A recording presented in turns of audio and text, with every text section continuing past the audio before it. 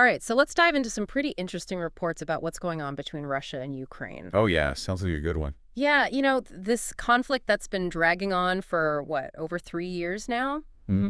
Seems like things might be taking a turn, with all this talk about a 30-day ceasefire. Yeah, ceasefire. Wow. So what do you think about this sudden shift? Well, it is a pretty fast turn of events, that's for sure. It is. I think it's important to remember, the whole global discussion about supporting Ukraine that's been getting more and more intense. Right. And this potential ceasefire, with the U.S. kind of leading the charge here, could really shake things up. It really could. How do you see this playing out?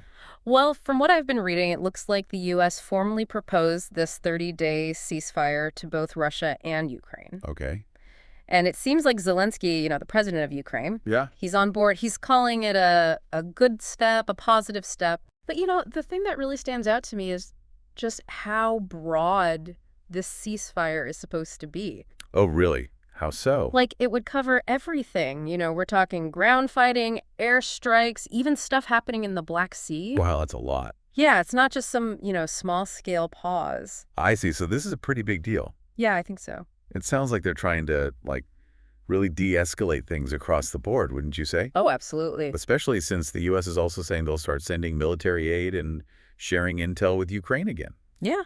Which they had stopped doing for a bit, right? Right, exactly. So it seems like they're really trying to sweeten the deal, really incentivize this ceasefire. Interesting tactic. Putting a lot on the table. Yeah. But the big question is, what about Russia? Right. What about them? What are they going to do? Exactly. The reports mention that President Trump's ready to talk directly with Putin. Oh, wow. One-on-one.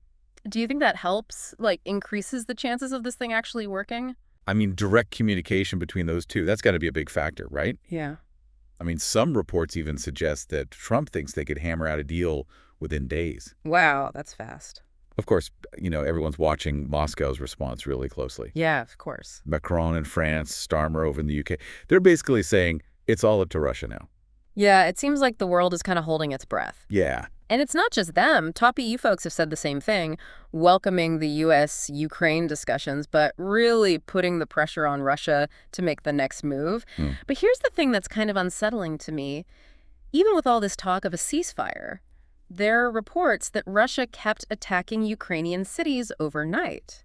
Oh, no, really? Yeah, specifically Dnipro and Odessa were mentioned. Wow, so even while they're talking about a ceasefire, the attacks continue. Yeah, it's a little jarring. It is. It's like a disconnect, It really makes you think, what are they doing? What's their motivation here? Yeah, I mean, are they trying to, show off their strength, before they even come to the negotiating table? Maybe. Or maybe it's something else entirely. Yeah. It's hard to know for sure, but it's something we definitely have to keep in mind as we try to figure out Russia's position in all this. Absolutely. But on maybe a more hopeful note, there's this meeting happening in Paris where high-up military officials from 36 different countries, Germany included, are talking about, get this, potential peacekeeping forces for Ukraine. Oh, wow. Peacekeeping forces. That's interesting. Yeah, they're already thinking about what happens if a ceasefire actually does happen. Wow. That's planning ahead. The idea seems to be to create this multinational force to make sure any peace that comes out of this is, solid and lasts. I mean, peacekeeping missions, those are always tricky, right? Oh, yeah. Incredibly complex. Yeah. Lots of challenges. What are your thoughts on whether this could actually work? Well, it definitely shows that they're prepared for a long and difficult process, Recognizing that a ceasefire, if it does happen, is just a pause. Yeah. Not the end of the story. Right. But speaking of the conflict that's still raging, we have to talk about what's going on in the Kursk region. Kursk, yeah, what about it? Well, while these ceasefire talks are happening, Russia is reporting some pretty significant gains there. Oh, really? Yeah, they're pushing back Ukrainian forces. And Ukrainian military observers, they've confirmed that Russia's advancing pretty quickly. They have. But officially, Kyiv's been silent. It's interesting. Almost like they don't want to admit it's happening. Yeah, like they're trying to ignore it. Do you think that's strategic? Maybe to avoid messing up the ceasefire talks? Or is there something more going on internally within the Ukrainian government? That's a really good point. What do you think? It's definitely strange, isn't it? It is. I mean, on the one hand, you've got this potential turning point with the ceasefire proposal. But at the same time, the fighting's still going on. And you've got these, potentially game-changing developments in Kursk that are being kind of downplayed. Yeah, it's almost like they're happening in a different reality. It's wild. It really shows just how complicated this whole situation is. It really does. Yeah. Yeah, it really makes you think, we see these hopeful signs, like maybe a ceasefire is possible. But then the fighting keeps going, and those gains in Kursk, that just adds another layer of complexity, Definitely. I mean, it really highlights that even if they do manage to get a ceasefire in place, it's really just the first tiny step in a really, really long and complicated process. And it's not just about stopping the shooting and the bombing, is it? No, not at all. It's about tackling those root causes, those deep divisions that led to this whole mess in the first place. Exactly. You got it. Like, how do you even begin to rebuild trust after so much damage and so much loss, That's the core of it right there, rebuilding trust. It's essential, but it's so delicate, so fragile, and it takes a long, long time. It does. There has to be a genuine willingness from both sides, to really engage in a real honest conversation, to address those grievances, to find a way to coexist peacefully. It's a huge ask, especially after everything that's happened. It is, for sure. Speaking of rebuilding trust, it seems like Zelensky's in a really tough spot. You think? I mean, he's agreeing to the ceasefire, but he's also got all this pressure from within Ukraine to keep fighting, Oh, I bet. to get back the land they've lost. How do you balance those two things, those demands that are kind of pulling him in opposite directions? Right. It's like he's walking a tightrope, isn't it? Yeah, exactly. He needs to project strength and resolve to his people, but at the same time, he has to show that he's open to negotiating with Russia, with the international community. Right. It's a delicate dance, that's for sure. And let's not forget about the whole dynamic between Zelenskyy and the U.S. Oh, yeah, that's a whole other layer. There's been tension there, especially with President Trump, right? Definitely. A history you can't just sweep under the rug. Right. And do you think that could throw a wrench in the works here? I mean, it's certainly a factor, no doubt about it. Yeah. But, even with all that baggage, Zelenskyy does seem, cautiously optimistic. Okay. About the U.S.'s role in this ceasefire effort. Interesting. He even publicly thanked Trump for the productive conversations between their teams. Oh, wow. So maybe there is some level of trust there, or at least a willingness to try to work together. Maybe so. So, maybe those old tensions won't completely derail things, but it's something we definitely got to keep an eye on. For sure. It just shows how much pressure Zelensky's under from all sides, trying to navigate this super complex situation. And it really highlights, the challenges that come with any kind of peace process. Absolutely. And it's not just Zelenskyy who's feeling the heat.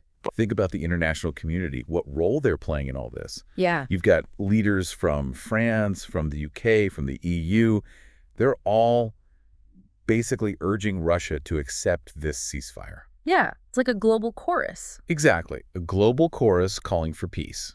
And they seem pretty united, Yeah. Putting pressure on Russia, but also showing that they're ready to support a peaceful resolution. Yeah, they're trying to strike that balance. And it's interesting that even as they're pushing for a ceasefire, they're also planning for the possibility that it might not work out. Oh, absolutely. Remember that meeting in Paris we were talking about, the one about potential peacekeeping forces? Right. Peacekeeping forces. So it's like a two-pronged approach, working towards a peaceful solution, but also realizing that lasting peace, that's a long-term goal, and it needs constant effort and attention. It does. And peacekeeping operations, if it comes to that, they're going to be so complex, so challenging. Oh, yeah. Like they always are. It's like they're already thinking about the next chapter. Yeah. Even while they're still trying to write the current one and that next chapter, it might involve peacekeeping forces, international observers, all sorts of diplomatic maneuvering. All the moving parts. It's a lot to take in. It really is. But,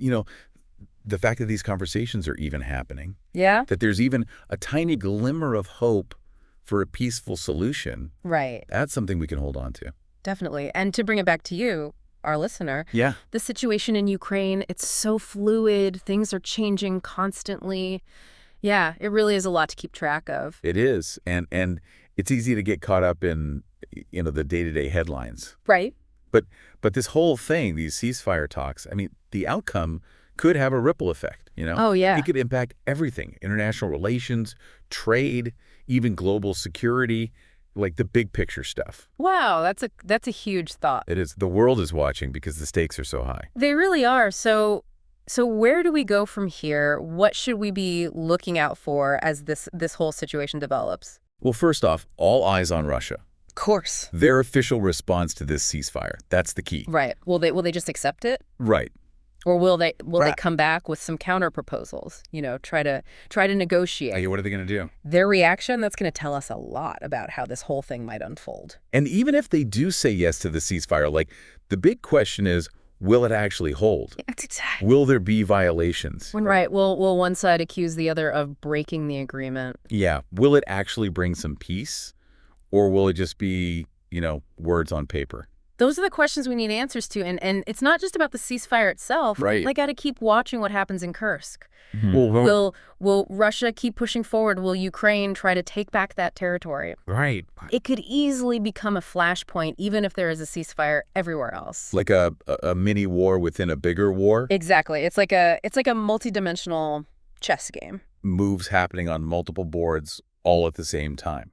And we can't forget about the diplomacy, right? Of course not. Will Trump and Putin actually have that face-to-face? Oh, yeah. Will they actually talk? What about the other world leaders? What role are they going to play in trying to, secure a lasting peace? So many players, so many factors at work here. It's impossible to say for sure how this is all going to end. It really is. And honestly, I'm leaving this conversation with more questions than answers. Yeah, I get that. But isn't that often the case with these complex global situations? It is, but questions aren't always a bad thing. That's true. They push us to learn more, to look at things from different angles, to really think critically and have these important discussions. You're right. So to you, our listener, we encourage you to stay curious, stay informed, and stay engaged. Yes, please do. This situation in Ukraine, it's far from over, and it's going to continue to have a huge impact on the world. It will, and maybe the biggest takeaway from all of this, the thing we really want you to remember, is that peace, it's not just about the absence of conflict. Right. It's something you have to constantly work towards, nurture and protect. Yeah. It takes vigilance, it takes dialogue, and it takes a willingness to find common ground, even when the differences seem impossible to overcome. Well said. On that note, we'll leave you to ponder that thought. Until next time. Thanks for joining us for this deep dive. It's been a pleasure.